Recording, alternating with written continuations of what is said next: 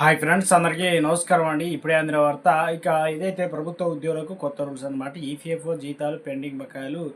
ఈరోజు ఉన్నటువంటి తాజా సమాచారం ఏంటనేది ఒక్కొక్కటి తెలుసుకునే ప్రయత్నం చేద్దాం. వీడియో చివరి రోజు చూడండి, అర్థమవుతుంది అనమాట. సో ఇంకా లైక్ చెప్తే లైక్ చేయండి, ఇప్పుడే ఛానల్ సబ్స్క్రైబ్ చేసుకోండి. డైలీ అప్డేట్స్ అయితే పోస్ట్ చేయడం జరుగుతుంది అనమాట. ఫస్ట్ అప్డేట్ వచ్చేసి తెలంగాణలో అవుట్సోర్సింగ్ ఉద్యోగులపై సంస్థలు చర్చలోకి వచ్చాయి. బీజేపీ ఎమ్మెల్సీ చిన్నమాయిలు అంజిరెడ్డి అవుట్సోర్సింగ్ ఉద్యోగుల జీతాలు భారీ కోతల ఆలస్య పైన తీవ్ర ఆరోపణలు అయితే చేశారు. ఎందుకంటే తొందరలోనే ఇవ్వాలనే విధంగా 21,500 జీతాలతో 13,500 రూపాయలు మాత్రమే ఉద్యోగులకు అందుతున్నాయి. దళారీ వ్యవస్థ రద్దు చేసి అవుట్సోర్సింగ్ ఉద్యోగులకు ప్రత్యేక కార్పొరేషన్ కూడా ఏర్పాటు చేయాలి. వారికి వచ్చే జీతాలు అదిలో వాళ్ళే తీసుకుంటున్నారనే విధంగా చెప్తున్నారు. అయితే అవుట్సోర్సింగ్ ఉద్యోగులకు కోసం ఇతర రాష్ట్రాలు మాత్రం తెలంగాణ కూడా ప్రత్యేక కార్పొరేషన్ ఏర్పాటు చేసి దళారీ వ్యవస్థను రద్దు చేయాలని బీజేపీ ఎమ్మెల్సీ చిన్నమైల అంజిరెడ్డి అయితే ప్రభుత్వాన్ని డిమాండ్ చేయడం జరిగిందనమాట.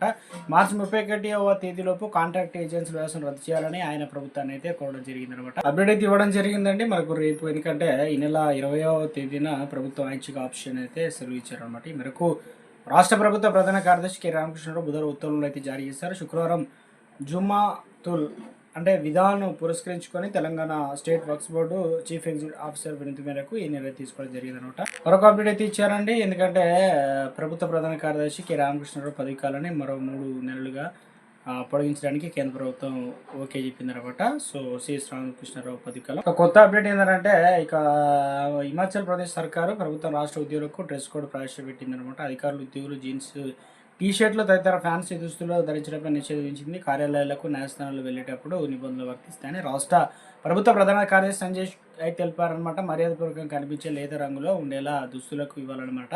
పురుషులు అయితే కాలర్ ఉన్న షర్ట్లు, అదేవిధంగా ఫార్మల్ ప్యాంట్ అయితే బ్రౌజర్లు ధరించడం తప్పనిసరి. మహిళలు చీరలు, ఫార్మల్ సూట్లు, సాల్వారు, కమీజు, చుడిదారు, కుర్తాలు ధరించవచ్చు. ఇక ప్యాంట్లు, షర్ట్లు వేసుకోవద్దని చెప్పేసి ఇక కఠిన నిబంధనలు అయితే నిర్ణయించడం జరిగింది. ఇక ముఖ్యంగా రాష్ట్రంలో నిరుద్యోగ యువతకు ప్రైవేట్ రంగంలో ఉపాధి అవకాశం కల్పించడం లక్ష్యంగా ప్రభుత్వం మేరకు digital employees exchange of Telangana DEET అద్భుతమైన ఫలితాలను అయితే అందిస్తుందని చెప్పేసి అప్డేట్ అయితే ఇవ్వడం జరిగిందనమాట. మరో అప్డేట్ అయితే ఇచ్చారు.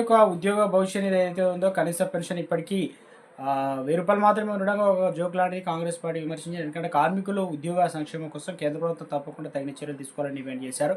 పెరిగిన ధరల దృష్ట్యా ఈపీఎఫ్ కనీస పెన్షన్ అనేది సరిపోదన్నమాట. దీన్ని 7,000 రూపాయలు పెంచాలని ప్రతిపాదన ఉంది. అయితే గౌరవప్రద స్థాయికి పెంచాలని పార్లమెంటు కమిటీ కేంద్ర ప్రభుత్వానికి సిఫారసు చేసిన నేపథ్యంలో కాంగ్రెస్ ప్రధాన కార్యదర్శి జయరాం రమేష్ వ్యాఖ్యలు చేశారనమాట. దాదాపు 12 ఏళ్ల మోదీ పాలనలో అనేక సామాజిక భద్రతా పథకాలు క్రమంగా బలహీనపరచడం, ఉద్దేశపూర్వకంగా విస్మరించడం జరుగుతుందని ట్విట్టర్ వేదికగా విమర్శలు సంధించడం జరిగిందనమాట.